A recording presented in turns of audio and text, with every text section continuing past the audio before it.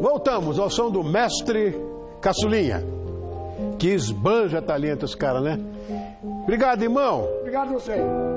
Obrigado. Obrigado. Bom, agora nós vamos seguindo o último bloco do programa, falando sobre um assunto sério, que é de saúde pública: a obesidade. Hoje no Brasil, a gente tem que fazer uma pesquisa, a nossa produção fez uma pesquisa e chegou à seguinte conclusão: 1/5 da população é obesa aqui no nosso país. No mundo, houve esse número que não dá nem para contar. Mais de 640 milhões de pessoas são obesas. Agora, você parou para refletir se você contribui para essas estatísticas? Quem fala mais sobre essa doença, com esclarecimentos muito profissionais, é esse doutor em endocrinologia pela Faculdade de Medicina da Universidade de São Paulo. Chega, esse já é um currículo tamanho do monte. E meu brother, meu querido irmão. Boa noite, doutor Antônio Carlos Nascimento. Boa noite, Rony. Levantou, mas não precisa levantar, pô. Falou, mas você eu é meu irmão, desobedeci. Antônio Carlos, meu irmão, essa coisa está tomando um nível preocupante. Você já conversou comigo a respeito disso. Os números de obesidade do Brasil e no mundo chegaram a uma coisa alarmante. Ou seja, é uma doença... Você vai explicar. Eu tenho absoluta ignorância em relação a isso. Ela é hereditária, ela é de propensão genética, cultural, ou somos nós que fazemos obesidade porque comemos mal, agimos mal? Não sei, explica pra gente. Muita coisa. Aliás, você foi bem generoso. Na verdade, já somos 66% nos Estados Unidos, perto disso do Brasil, entre obesos e sobrepeso. 66%? 2/3 da população dos Estados Unidos, e aqui se aproxima muito disso. A questão toda é que existe, de fato, uma predisposição genética, inegavelmente essa predisposição para alguns traz grandes prejuízos, mas o que eu particularmente aceito como maior verdade é a questão da adaptabilidade, que tanto nos fez sobreviver perante aos intempéries, que Darwin explica muito melhor do que eu, né? É muito provável que ter essa capacidade de guarda que nós temos hoje era uma grande vantagem anteriormente. Então nós fomos meio que selecionando aqueles seres que eram capazes de guardar mais. Agora, sem dúvida nenhuma, passa pelos maus hábitos, no sentido de hoje nós subimos o automóvel para ir a 500 metros, ou por medo, ou por preguiça, ou por... não importa. O ser humano evoluiu para o conforto, não é essa a questão. Agora, via de regra, o que nós aceitamos cada dia mais é que existe uma questão obesogênica. O que é isso? Nós somos induzidos ao ganho do peso. Nós somos induzidos, ora de maneira sutil, ora de maneira mais arrogante por todo o sistema econômico e social. De maneira sutil, nós sabemos, por exemplo, que o fato de estressarmos, o fato de estarmos perante situações estressantes, libera hormônios que são obesogênicos, que nos patrocinam a guarda e a menor capacidade de queima. O estresse básico, aquele estresse do jogo de futebol, ele libera adrenalina. Agora, o estresse crônico, que é o que a gente vive no dia a dia urbano, ele libera cortisol. E o cortisol é conhecido obesogênico, de fazer guardar gordura, de fazer guardar energia. Tem a ver com a tal da resposta à fuga ou luta, que não vem aqui ao caso. Mas o estresse crônico, aquele da preocupação do trânsito, o filho que saiu, o filho que ainda não voltou, o filho que está na balada, a questão das dívidas, a questão do governo, que aí aqui então agora a gente vive um momento dramático. E o mundo inteiro é assim, a vida é muito difícil em qualquer lugar do mundo. Viver é perigoso demais, acho que Guimarães Rosa disse isso. Lembrei do Dias Lopes, agradeço o Dias aqui, que ele é o... Dias, nosso querido, teve aqui o Dias para lançar o livro dele. E ele é um fã incondicional do Guimarães. Agora, no caso, uma dúvida. Muita gente está em casa, inclusive, agora nos vendo, iria perguntar: existe uma medida para você saber se você não está com quilinhos a mais ou se você está partindo já para a obesidade? Tem uma regrinha, um número, alguma coisa assim? Não existe, é algo assim, às vezes até fantasioso, que tem a questão da densidade, não é? O índice de massa corpórea, que não divide nenhum ser humano por raça, por etnia ou situação do gênero, é dividir o teu peso pela altura ao quadrado. É o peso em quilos pela altura ao quadrado. Então, o peso 70, então é 70. A altura é 1,70, é 1,70 vezes 1,70, então é o peso dividido por 1,70 vezes 1,70. Aí você vai encontrar números variáveis, evidentemente, e você vai situar o que é normal entre 20 e 25. É algo... Tudo bem, não deixa de ser um pouquinho de ditadura, mas é aí que se encontra... Entre 20 e 25? Entre 20 e 25. Abaixo disso estaríamos na magreza e acima disso estaríamos iniciando o sobrepeso. Entre 25 e 30 estaríamos com sobrepeso, entre 30 e 35 com obesidade moderada, entre 35 e 40 obesidade grave, a partir disso que nós conhecemos como obesidade mórbida. Basicamente é isso. Uma coisa... A gente fala muito em fast food, não sei o que e tal, mas diferente dos fast foods, o que a gente pode ingerir que contribui para que a gente ganhe peso? Poxa, você veja que eu falei agora há pouco da questão do próprio estresse. É isso, sim, é cortisol que você falou. Eu não sabia disso. Mas, além disso, mesmo dentro da... Eu falei agora há pouco com os meninos, os maravilhosos músicos que estiveram aqui, ali na nossa sala de espera, e eu falei dos obesogênicos que ninguém parou para pensar. Pelo menos fala-se muito hoje, até situações do tipo o nível da poluição, melhor, a qualidade, se é que dá para chamar de qualidade, mas dos gases, daqueles produtos químicos que ali pairam naquele ar respirado, podem ser obesogênicos. Nós falamos muito hoje, o último congresso de obesidade em Vancouver, ouvi muito isso no Endocrine Society agora em Boston, dos disruptores metabólicos. São substâncias que interferem na relação das substâncias que fazem parte do processo digestivo, de absorção e de saciedade. Por exemplo, nós temos um produto, aliás, me perdoe o termo produto, mas uma substância que é produzida na parede do intestino à medida que você faz a acepção, a ingestão do que você, na verdade, quando aquela substância que você fez a ingestão é absorvida em nível intestinal. Existe uma substância produzida ali que chama-se GLP-1. Guarde o nome GLP-1, é meio complexo de explicar. Essa substância é uma das mais importantes que vai no teu cérebro e diz, você não está mais com fome e você está saciado. São dois centros diferentes, centro da fome e centro da saciedade. Por exemplo, sabemos que aquele espessante que dá aquela cremosidade no sorvete, no próprio iogurte, quando você tirou tudo dele, fez o iogurte diet, e naquele iogurte diet você sente aquela pastosidade gostosa, aquilo é um espessante. Aquele espessante interfere na produção desse GLP-1, ou seja, você cria uma situação, porque você fez a absorção, é um obesogênico, como eu fiz que gera obesidade. Por que ele é obesogênico? É saboroso, é gostoso, pastoso e melhora a palatabilidade do produto, às vezes diet, quando tiraram tudo dele. Porque ele interfere no GLP-1. A produção de GLP-1 é comprometida e esse GLP-1 em menor quantidade gera menor saciedade e a fome é menos suprimida. Você me falou uma vez sobre esses produtos dietéticos, né? Que são muito controversos, e você me falou isso há muito tempo atrás, e agora essa coisa está vindo à baila, aí todo mundo tocando esse assunto. Como é que ele age no organismo? Porque você disse, olha, muitas vezes você vai meter um zero aí, um diet, não vai adiantar coisa nenhuma. Me explica como é que é isso. Olha, eu vou até imaginar, hipotetizar um adoçante ótimo. O gold standard dos adoçantes, não vou citar nomes. Tá. Imaginar que o adoçante só faz mentir para você que você está ingerindo algo doce, não importa qual. Você entregou para suas papilas um gosto doce. Essas tuas papilas, sob a questão de envolvimentos químicos, avisa o teu cérebro que você comeu açúcar. É uma verdade aquilo para o cérebro. Ele está esperando, e o açúcar tem uma importância muito grande no grau de saciedade, de humor, de bem-estar, não importa os malefícios, digo, ele traz esse... Sim. Você disse para o teu cérebro isso. Você disse, mas não mandou. Ele preparou o teu pâncreas, olha, fique em stand-by, eu estou mandando, ou melhor, estão ingerindo comida, estão ingerindo açúcar. Ele ficou em stand-by, o teu organismo ficou em stand-by, só que o açúcar não chegou. Você vai pagar por isso.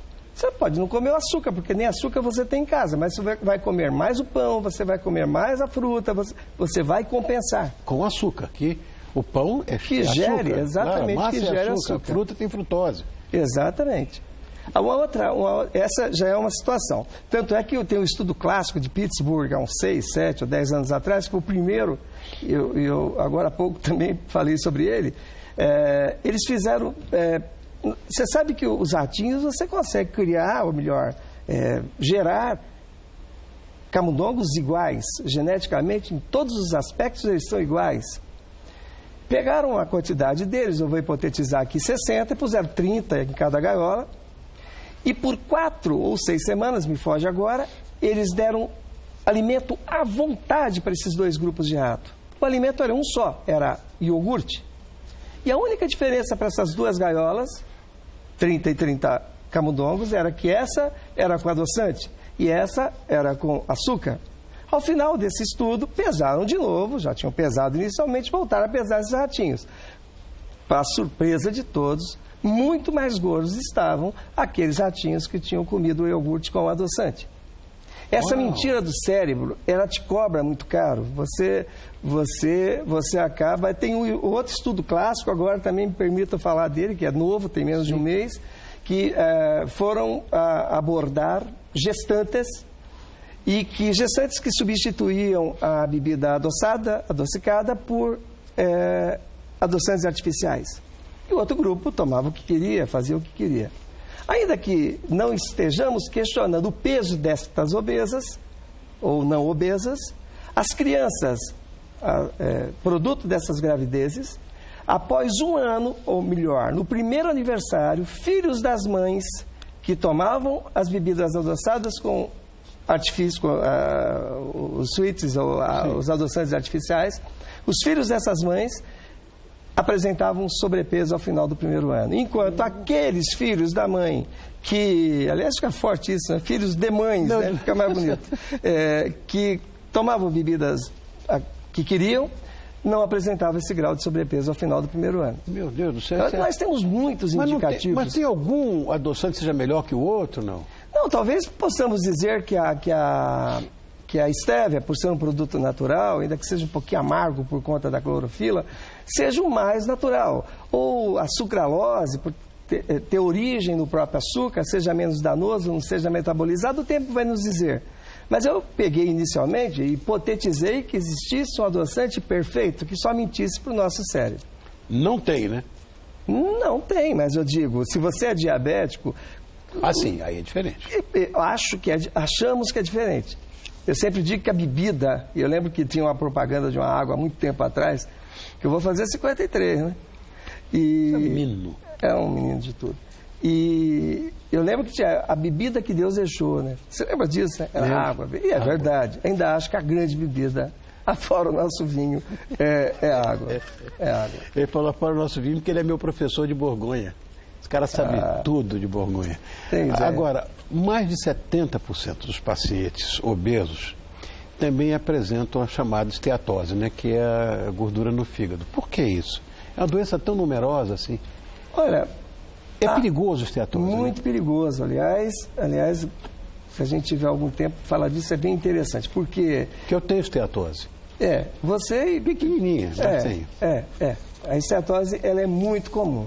Inicialmente, quando nós encontramos um ultrassom, década de 80, 90, um ultrassom com esteatose, gordura no fígado, imediatamente a pergunta que vinha no médico mais novo, mais velho, o senhor, a senhora, bebe? Porque a principal causa de esteatose que nós entendíamos como, de fato, a causa era o alcoolismo. Hoje já sabemos que perto de 2/3 a mais, para mais, dependendo da população estudada, não tem absolutamente nada a ver com o alcoolismo. Tem a ver com questões metabólicas, puramente metabólicas.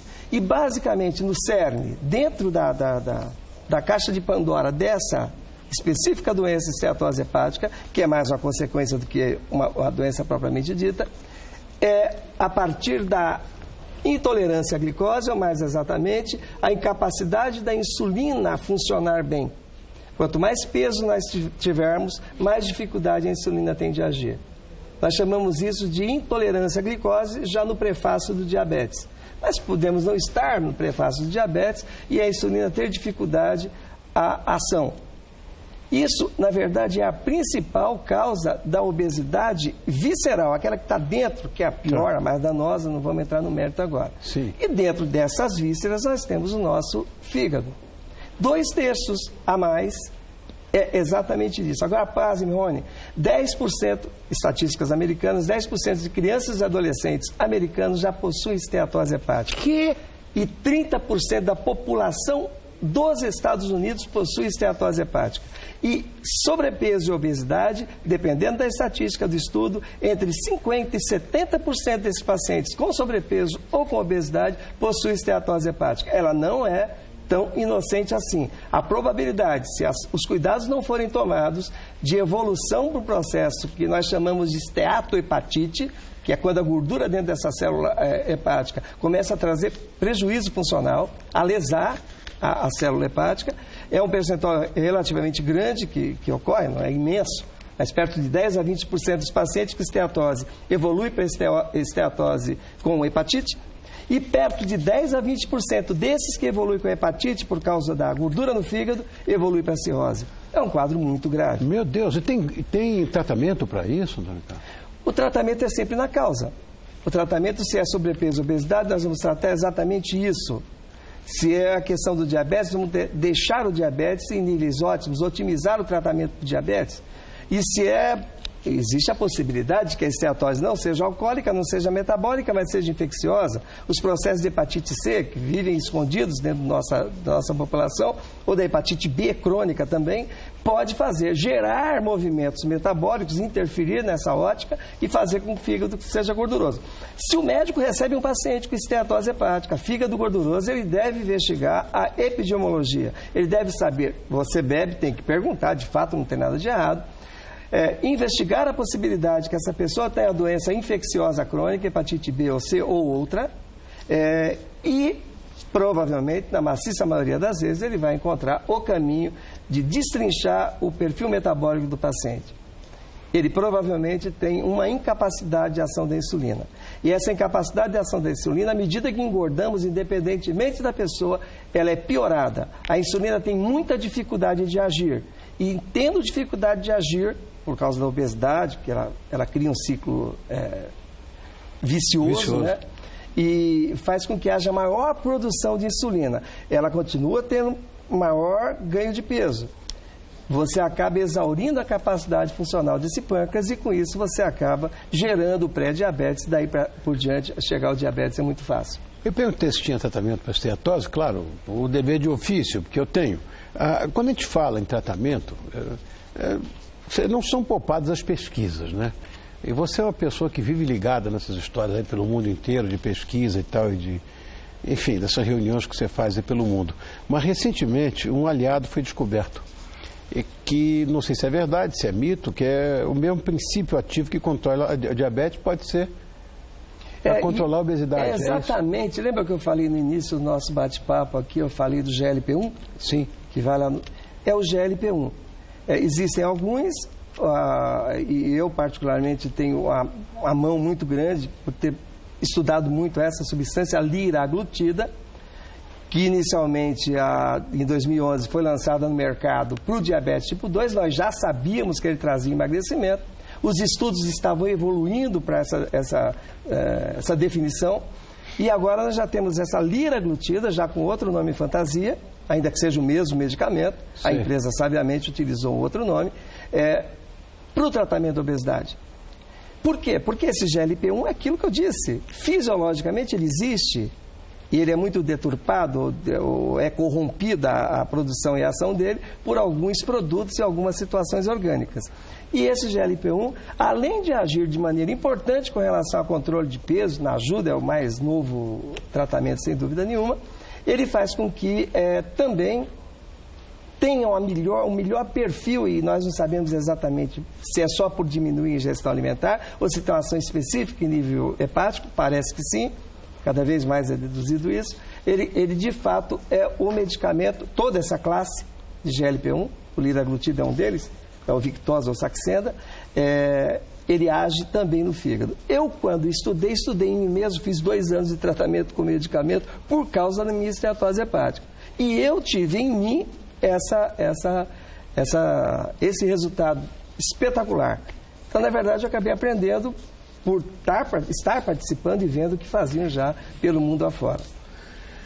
Esse aqui é meu brother, Antônio Carlos Nascimento, doutor em endocrinologia pela USP e um craque, como vocês viram nessa história. Cuidado com essas barriguinhas, com essas coisas, de repente ele deu um cálculo para a gente fazer, mas cuida porque isso tem uma evolução muito ruim. Irmão meu, obrigado mais uma vez. Bom. Obrigado por ter vindo. Eu que agradeço, estou feliz tá demais junto, aqui. Final de semana está sempre junto. A gente conversa mais depois. É verdade. Obrigado, irmão. Obrigado, meu irmão.